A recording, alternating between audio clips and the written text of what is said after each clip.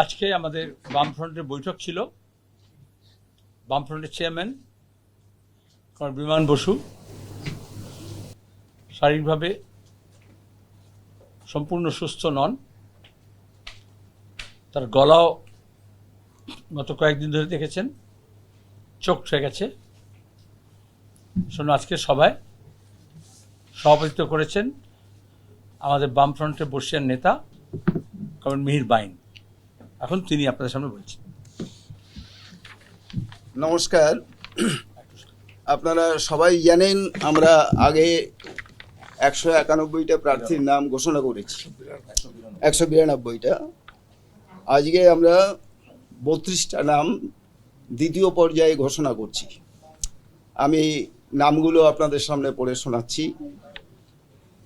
11 Kalchini ST, RSP Pasang Sherpa.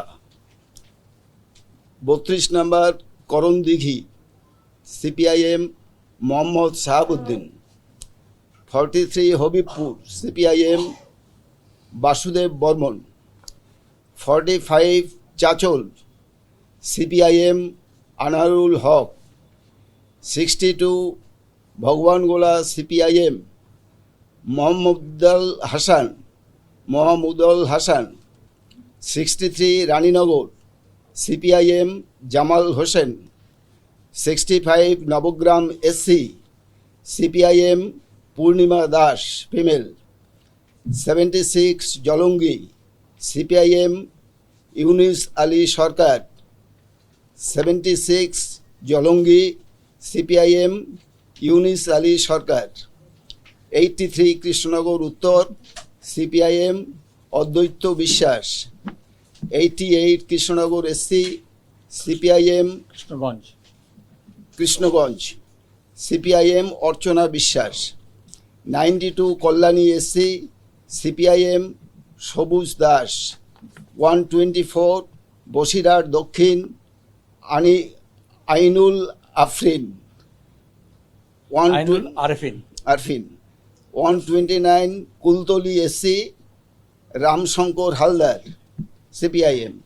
136 Joynagar SC, CPIM Apurba Pramanik. 142 Baruipur পশ্চিম, CPIM Layek Ali. 143 Diamond Harbour, CPIM Samarendranath Naiya. 152 Tollygunge, CPIM professor Parthapratim Biswas. 157 Metiabruz, CPIM advocate Monirul Islam. 159 Bhabanipur, CPIM advocate Srijib Biswas. 161 Ballygunge, CPIM Afrin Begum female. Afrin Begum Shilpi, within bracket Shilpi. 187 Chapdani, CPIM advocate Chandranath Banerjee. 195 Jangipara, CPIM Sudipta সরকার। 199 Pursura, CPIM Sandip Kumar Samanta. 204 Panskura পূর্ব, ইব্রাহিম আলী। 205 পাঁশকুড়া পশ্চিম, Niranjan Sihi. 210 Nandigram, CPI Shantigiri. 215 Khejuri SC, CPIM Himangshu Das. 220 Nayagram ST, CPIM doctor Pulin Bihari Baske. 221 Gopiballavpur, CPI Bikash Sarangi. 263 Manteswar, CPIM Anupam Ghosh. 281 Asansol উত্তর, CPI Akhilesh Kumar Singh. 294 Murarai, CPIM Mohammad Ali Reza Mondal. এই 32টা আমরা আজকে দ্বিতীয় পর্যায়ে ঘোষণা করলাম।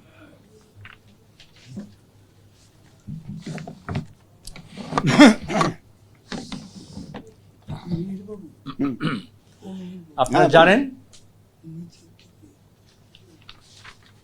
একটা বিশাল অংশের মানুষকে, নাগরিককে, ভোটারকে লজিক্যাল ডেসক্রিপেন্সির নামে অ্যাডজুডিকেশনে পাঠানো হয়েছে, হুইচ ইজ ইলজিক্যাল এবং আমরা প্রথম থেকে বলে আসছি এটা ভোটাধিকার হরণ। আমরা সিও অল পার্টি বৈঠক ডেকেছিলেন, সেখানেও আমাদের প্রতিনিধিরা বারবার বলেছেন, এবারও বলেছেন যে সম্পূর্ণ ভোটার তালিকা প্রকাশ করতে হবে। অ্যাডজুডিকেশন মানে প্রশাসনের অপদার্থতা। তারা ঠিক মতো ঠিক সময় কাজ করতে পারেননি। এর মধ্যে অনেক আধিকারিক আছেন, তাদের প্রতি আমাদের সম্পূর্ণ সমবেদনা আছে। বিজেপি এবং তৃণমূলের চাপ, প্রকৃত ভোটারের বদলে মৃত ভোটারদের রেখে দেওয়া, ভুয়ো ভোটারকে না সরিয়ে আসল ভোটারদের বাদ দেওয়া, পরিকল্পিতভাবে ফর্ম 7-এর নামে দুই দল বিশাল অংশের আপত্তি জানিয়েছে। সেগুলো ব্যাপারে আমরা বলেছি তদন্ত করে জানাতে হবে। আমরা মোকদ্দমা করেছিলাম, হাইকোর্ট বলেছে, আপনারা জানেন যেদিন এসআইআর ঘোষণা হয়েছিল এইখানে দাঁড়িয়ে প্রেস কনফারেন্সে বলেছিলাম যে জনপ্রতিনিধি আইন অনুযায়ী ধারা উল্লেখ করে বলা হয়েছিল এসআইআর কেন এটা জানাতে হয়, valid reason, sufficient reason.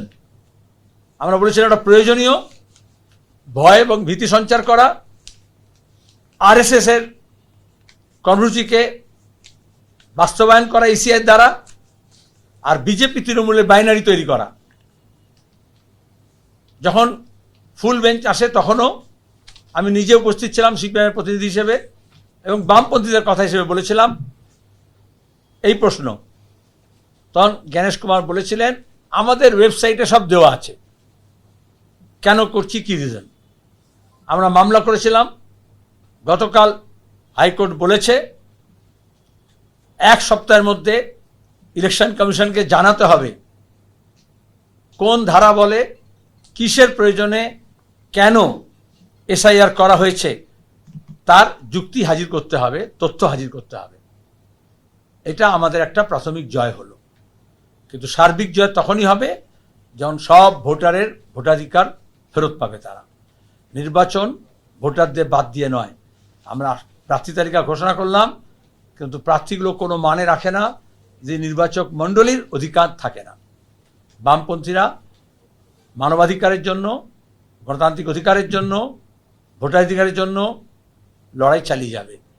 Bangla বাঁচাতে হলে বাংলার মানুষকে বাঁচাতে হবে, তার মর্যাদা, তার সম্মান, তার অধিকার রক্ষা করতে হবে, এবং তার সঙ্গে দাঁড়িয়ে তার শিক্ষা, সাহিত্য, সংস্কৃতি, শিল্প, ইতিহাস, ঐতিহ্য, স্বাস্থ্য, হাসপাতাল, প্রাথমিক স্বাস্থ্য কেন্দ্র, তার চিকিৎসিত হওয়ার সুযোগ, অধিকার, তার বাসস্থান,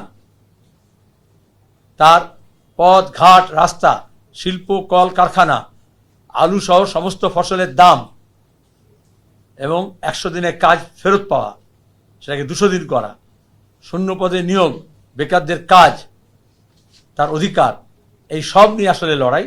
সেই লড়াইয়ে আপনাদের মাধ্যমে সবাইকে আহ্বান জানাচ্ছি, বাংলা বাঁচাও অভিযানে আপনারা সবাই জড়ো হবেন, সরব হবেন, এবং বাংলাকে আমাদের বাঁচাতেই হবে, নাহলে দেশ বাঁচবে না।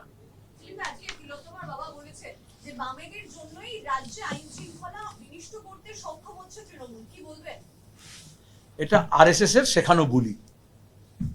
তুমি যেমন SMS পড়ে বলছো, ওরা এরকম করে একটা হোয়াটসঅ্যাপ পড়ে বলছে।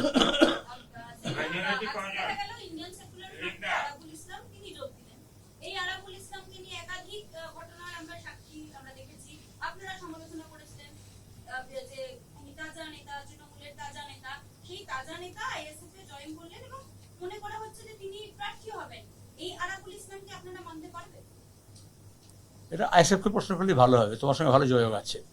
বামফ্রন্টের নেতাদের জিজ্ঞেস করে লাভ নেই, উত্তর পাবে না, বলে দিলাম। যখন হবে তখন জানতে পারবে।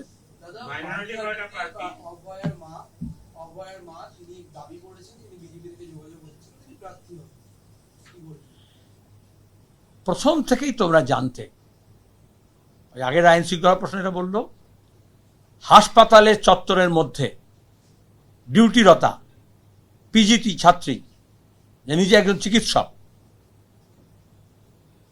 এরকম এর আগে কখনো আমাদের দেশে ঘটেনি, রাজ্যে তো ভাবনাই করা যেত না।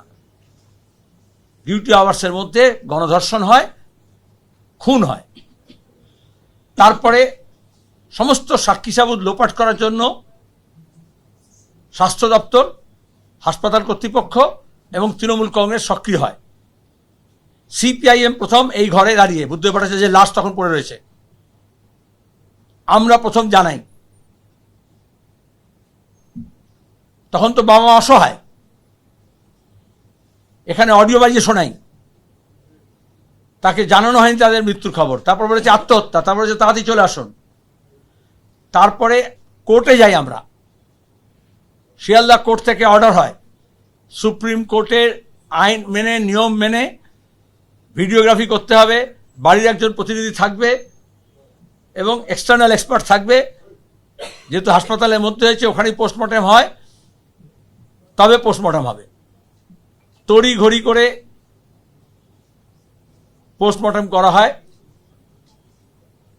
অন্ধকার হয়ে যাওয়ার পরে।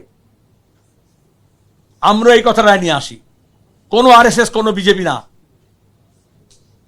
তারপরে এই কলতান, মীনাক্ষী, ধ্রুব, আমাদের ছাত্র যুব বাহিনী বুদ্ধদাস শেষ যাত্রা থেকে সরে গিয়ে গাড়ি আটকায়, তখন ওই মা অসহায়।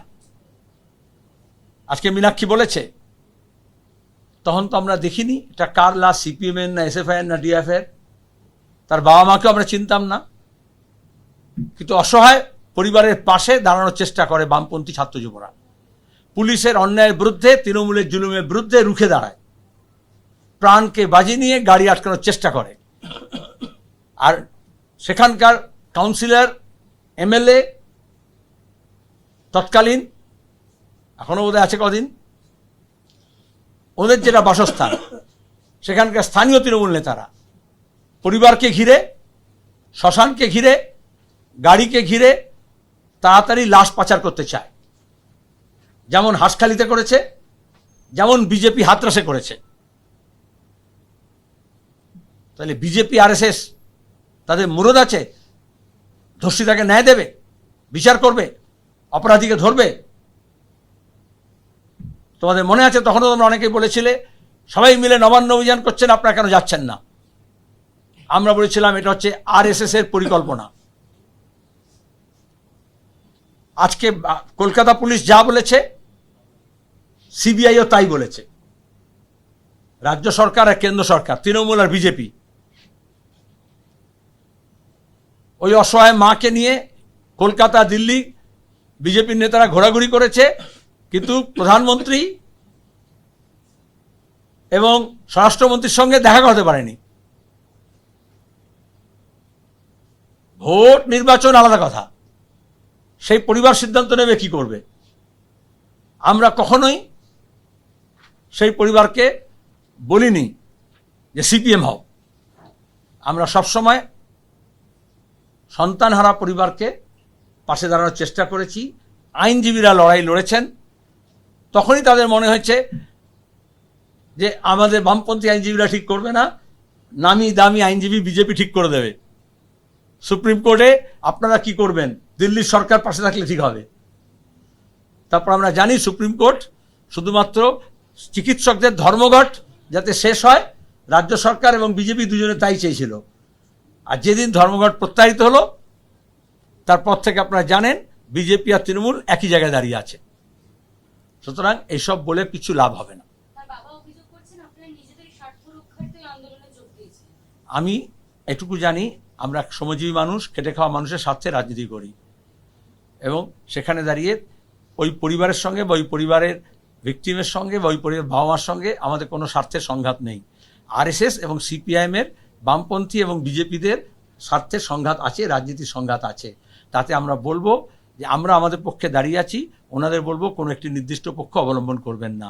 সামগ্রিকভাবে, সমবেতভাবে গোটা রাজ্যের মানুষ, অসংখ্য মহিলা, চিকিৎসক, আইনজীবী, সাধারণ মানুষ, সব ধরনের বামপন্থীরা তার রাস্তায় নেমেছে, এবং সেটা একটা পরিবারের জন্য নয়, অন্যায়ের বিরুদ্ধে ন্যায়ের জন্য, জাস্টিস ফর আরজিকর। তারপরে যা যা ঘটেছে গোটা দেশের, গোটা পৃথিবীতে, যারাই অন্যায়ের বিরুদ্ধে তারা একদিকে, আর যারা অন্যায় করেছে তারা অন্যদিকে। অনেক সময় এরকম হয়, এটাকে বলে স্টকহোম সিনড্রোম। যে অনেক সময় অপরাধীদের প্রতি মমত্ব তৈরি হয়ে যায়, আমরা তার মধ্যে নেই। প্রশাসনিক স্তরে যে ধরনের ইলেকশন কমিশন রদবদল করছে এই বিষয়ে কি আপনি কে করছে রদবদল? তার আগে কে করেছে? রদবদল কি এখন হলো, না 1 সপ্তাহ আগে, 10 দিন আগে, 15 দিন আগে লার্জ স্কেল রদবদল হচ্ছিল? আমি জিজ্ঞেস করছি আপনাদের কাছে, প্রশ্ন করছেন জিজ্ঞেস করি, এর আগে এই প্রশ্ন আসেনি বলে। তাহলে ফের যখন আমরা চেয়েছি সরকার বদল, তখন তৃণমূল কংগ্রেসও চেয়েছে, প্রশাসন যেতে যেতে চেয়েছে ডিএম বদল, এসপি বদল। আর আমরা যখন বলছি সুষ্ঠু অবাধ নিরপেক্ষ নির্বাচন করতে, তখন নির্বাচন কমিশন অফিসার বদল করছে। আর আমরা চাইছি মন্ত্রিসভার বদল হোক, সরকার বদল হোক, মানুষের অবস্থার বদল হোক। কৃষক, ক্ষেতমজুর, ছাত্র, যুবক, খেটে খাওয়া মানুষ, তাদের অবস্থার বদল হোক। এইখানেই বামপন্থী এবং দক্ষিণপন্থীর মধ্যে তফাৎ। আমরা চাই মানুষের অবস্থার বদল হোক, সেই অবস্থা বদলের জন্য মানুষের অবস্থান বদল হোক, এবং সেটার জন্য এই বাংলাকে বাঁচাতে বিকল্প হিসেবে বামপন্থীরা যে বিকল্প উত্থাপন করেছে, সেইখানে মানুষকে আহ্বান জানাচ্ছি। আর ওরা মনে করছে আইএস আইপিএস দিয়ে, কেন্দ্র আর রাজ্য বাহিনী দিয়ে হবে। সেটা দিয়ে হয় না। পৃথিবীর কোথাও গণতন্ত্র প্রতিষ্ঠিত বাহিনী দিয়ে হয়নি। সব জায়গায় মানুষ সচেতন হয়েছে, সক্রিয় হয়েছে, ঐক্যবদ্ধ হয়েছে, তার অধিকার প্রতিষ্ঠিত করেছে। জরুরি অবস্থার পরেও আমরা লড়েছিলাম, জরুরি অবস্থার মধ্যে লড়েছিলাম, এবং তারপরে গণতন্ত্রের সম্প্রসারিত হয়েছিল বামফ্রন্টের সময়। যেহেতু বললো বামফ্রন্টের আমলে সিপিএমের জন্য এসব হয়েছে, তখন কিন্তু কখনো এই কামদুনি থেকে আরজি করে ঘটনা হয়নি। মমতা ব্যানার্জি মিথ্যাচার করেছেন, মিথ্যা রেপ ভিকটিম সাজিয়ে জর্জ ফার্নান্ডিসকে দিয়ে, এই ভাঙনের মহিলাকে দিয়ে, মনে হচ্ছে অনেক খবরের কাগজে বেরিয়েছিল। আমরা জানি তাপসী মালিককে কিভাবে ব্যবহার করেছিলেন। এটা দক্ষিণপন্থীরা করে। আমরা এই যে আইন শৃঙ্খলার অবস্থা খারাপ হলো, কারণ আমাদের রাজ্য প্রশাসনে পচন ধরেছে, এবং সেটা আরএসএস এর দুর্গা ঘটিয়েছেন। সুতরাং আমাদের উভয়ের বিরুদ্ধেই লড়তে হবে। আচ্ছা, রাজ্যে নারী সুরক্ষা একটা বড় ইস্যু। নারী পুরুষ আমরা দেখতে পাচ্ছি ভোটার সংখ্যাতেও তারা সমানুপাতিক, কিন্তু নির্বাচনী রাজনীতি যখন দেখি তখন প্রত্যেকটা দলের নারী যারা ক্যান্ডিডেট তাদের সংখ্যা খুবই গুরুত্বপূর্ণভাবে প্রাসঙ্গিকভাবে আপনাদের 224 জন প্রার্থীর এখন অব্দি নাম ঘোষণা হয়েছে লেফট ফ্রন্টের পক্ষ থেকে, সেখানে 30 জন মাত্র মহিলা। কি বলবেন এই বিষয়ে? আরও বাড়াতে হবে, সবসময় বাড়ানোর পক্ষে। যে মানিকতলা কেন্দ্রে ইলা মিত্র দাঁড়িয়েছিলেন, আর তারপরে যা হলো ঘটনা, আর এখন মৌসুমী ঘোষ দাঁড়িয়েছে, ঠিক আছে? এই যে বালিগঞ্জ কেন্দ্রে গতবার আমরা সায়রা শাহ আলিমকে দাঁড় করিয়েছিলাম, এবারে আমরা শিল্পী আফরিনকে দাঁড় করালাম। অল্প বয়সী, ভাবা যায় না। এই যে তোমরা এখন বলো বামপন্থীদের মুখ নেই কেন, সেখানে দাঁড়িয়ে দীপশিতা, তার সঙ্গে হচ্ছে মীনাক্ষী, আরও নাম বলছে। রিপিটেড না, তুমি তো প্রশ্ন রিপিটেডই করছো। Don't repeat your question. Repeat তো বারবার করতে হয়, নাহলে তো মনের মধ্যে ধরে না। তো টলিগঞ্জ থেকে আসলে তোমার কোনো সমস্যা হতো না, বলিউড থেকে আসলে তোমার কোনো সমস্যা হতো না, হলিউড থেকে আসলে আরও আহামরি হতো। কিন্তু আন্দোলন, লড়াই, সংগ্রামের ময়দান থেকে উঠে আসে, সেখানে আরও বেশি মহিলাদের অংশগ্রহণ বাড়ছে। তোমাদের জানা উচিত, পঞ্চায়েত এবং পুরসভায় 1/3 সংরক্ষণ বামফ্রন্টই চালু করেছিল। আমি যখন কারিগরি শিক্ষামন্ত্রী ছিলাম, তখন আইটিআইতে, পলিটেকনিকে 20% মেয়েদের রিজার্ভেশন গোটা দেশের মধ্যে আমরাই পশ্চিমবঙ্গে চালু করেছিলাম। এটা মনে করে দিচ্ছি কারণ তোমার জন্মের আগের ঘটনা। এবং তারপরে 1/3 আসনের সংরক্ষণের কথা বারবার বলা হয়েছে গত 25 বছর ধরে। যতদিন গীতা মুখার্জি বেঁচে ছিলেন, তার গীতা মুখার্জি কমিটি রিপোর্ট পড়ো, বামপন্থী দৃষ্টিভঙ্গি কি, কোনো কসমেটিক না। এবং সেটা এখনও অ্যাসেম্বলি এবং লোকসভায় হলো না। বলা হচ্ছে বাবা মরিয়ে তো বেল বাটিয়ে।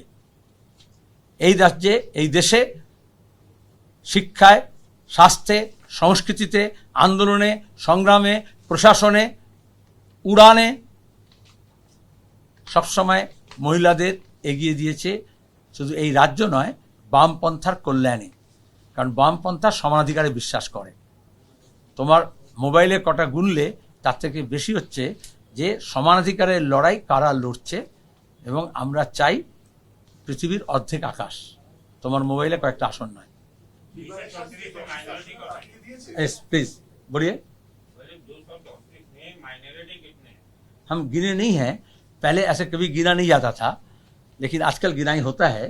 आप इंतजार कीजिए, ऐसे तंजीम है, ऐसे अखबारात हैं, जैसे वो महिला के बारे में गिनती की है, अब तक कोई ना कोई गिन रहा है। लेकिन हम ना तो वोटर को, ना तो इलेक्टोरेट को, ना तो कैंडिडेट को धर्म के आधार पर नहीं बांटते हैं, लेकिन हम ये कोशिश किए हैं। आपको ये मालूम होना चाहिए, इस देश में जब से बीजेपी और बंगाल में जब से तृणमूल आई है, असेंबली में, पार्लियामेंट में, म्यूनिसिपैलिटी में, पॉलिटिकल पार्टीज में, पॉलिटिकल लीडरशिप में माइनॉरिटीज और मुसलमान का तादाद घट गया है। आपके पास होगा, आप गूगल सर्च करो कि बंगाल के असेंबली में और पार्लियामेंट में पहले कितने मुसलमान हुआ करते थे आज़ादी के बाद से, लेफ्ट फ्रंट के ज़माने में कितने बड़े थे, और तृणमूल के ज़माने में और बीजेपी के ज़माने में कितना घट रहा है। ये जो सेकंड ग्रेड सिटीजन बनाने का जो तरीका है, उसका ये एक हिस्सा है। Okay.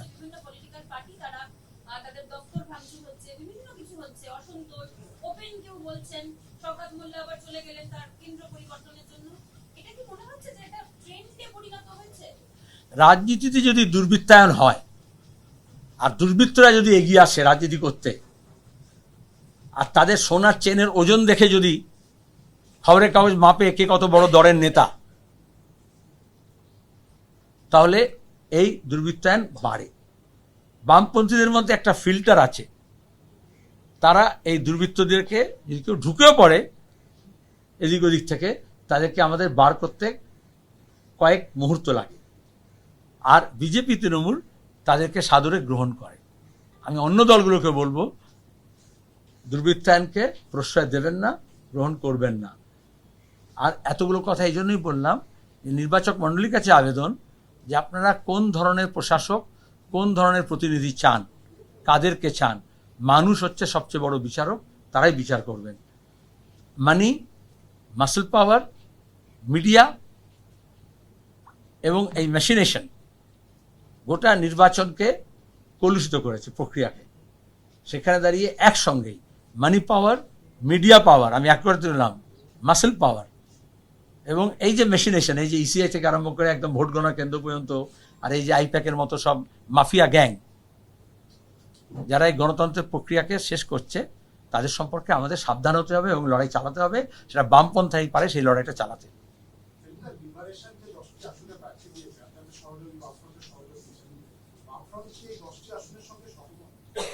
প্রথম কথা হচ্ছে, আমরা এখানে বাম ফ্রন্টের প্রার্থী ঘোষণা করি।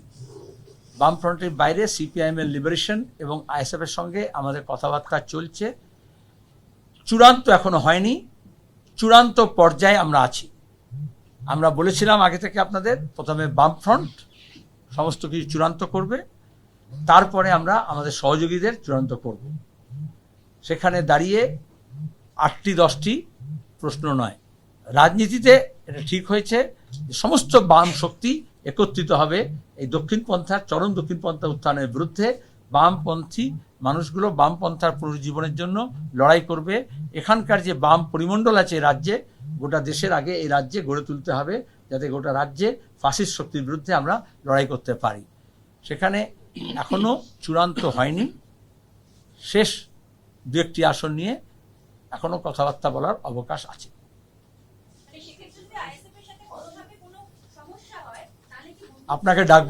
আপনাকে ডাকবো বন্ধু হিসেবে, বন্ধুত্বপূর্ণ লড়াই হয় না, যাতে কোনো সমস্যা না হয় সেটা দেখার জন্য। ধন্যবাদ। এবিপি আনন্দ, এগিয়ে থাকে, এগিয়ে রাখে।